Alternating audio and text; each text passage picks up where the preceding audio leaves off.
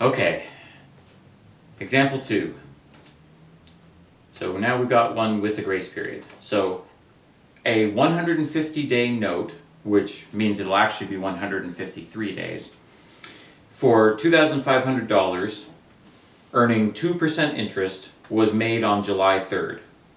The note was sold on August 15th at a price reflecting 11.25% discount rate. What were the proceeds of the note?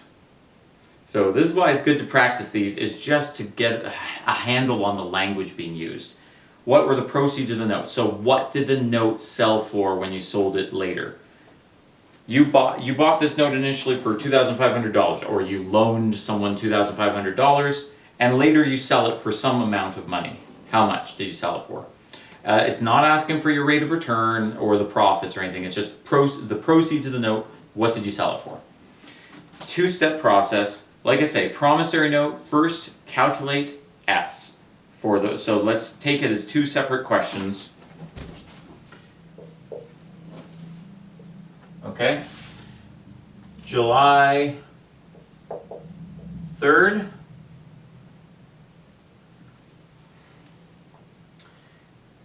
P1, the price we're paying for it is $2,500. We're going to take that forwards and find S. I'd call it S1, but it's just going to be the one maturity value in the end.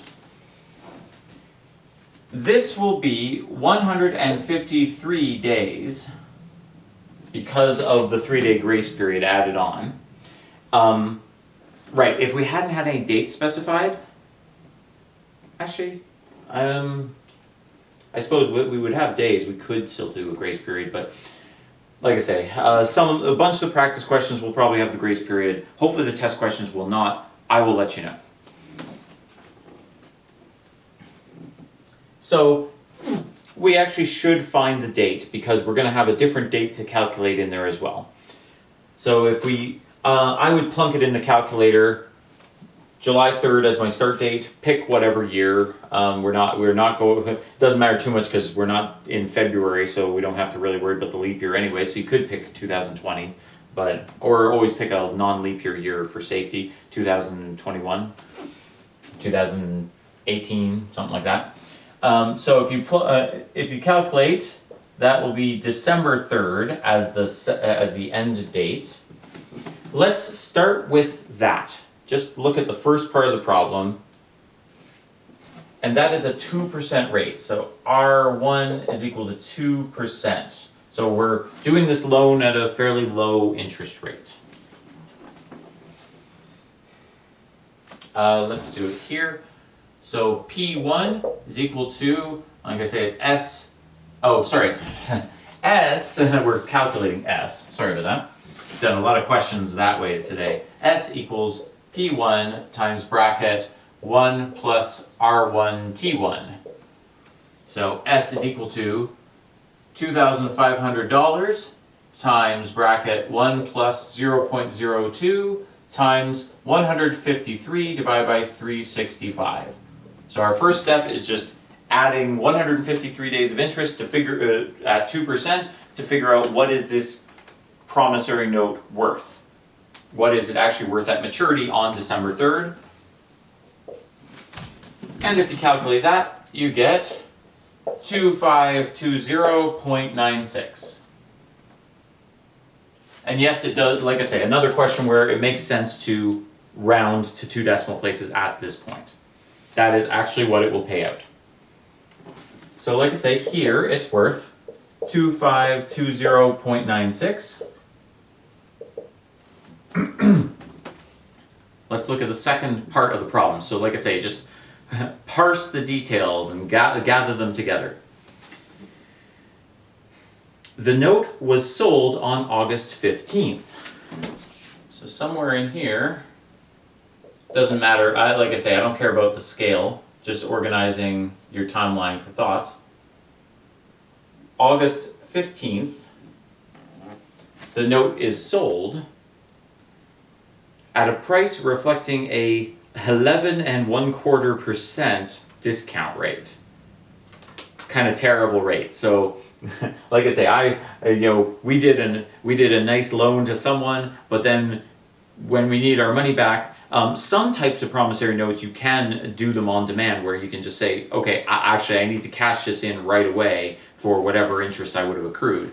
But we're assuming that we can't do that with this one, and the person we're selling it to wants a huge rate of return, which is actually quite terrible for us.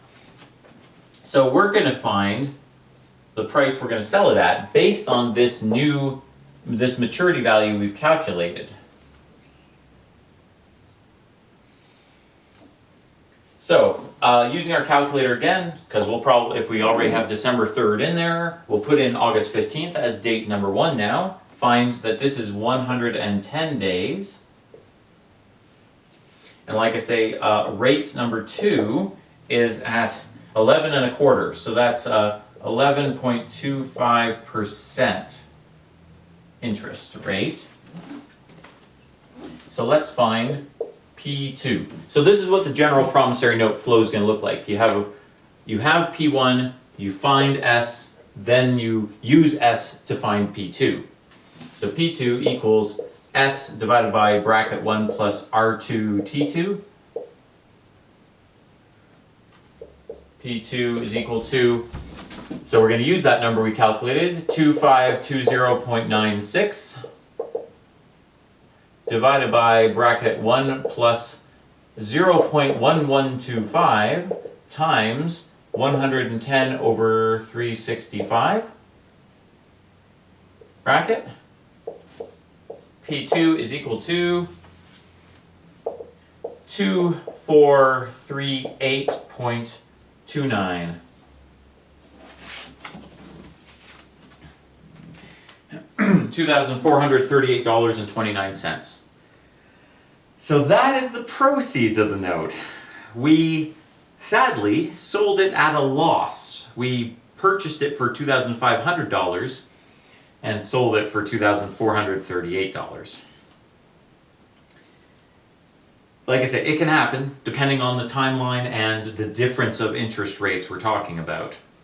For whatever reason, we needed to sell in a hurry, and the person we sold it to, I guess, maybe they felt it was a risky investment or something. But good to be aware that this can happen. I don't think it often will on your calculations. Usually it will be for more for more than the original purchase price, but it doesn't have to be.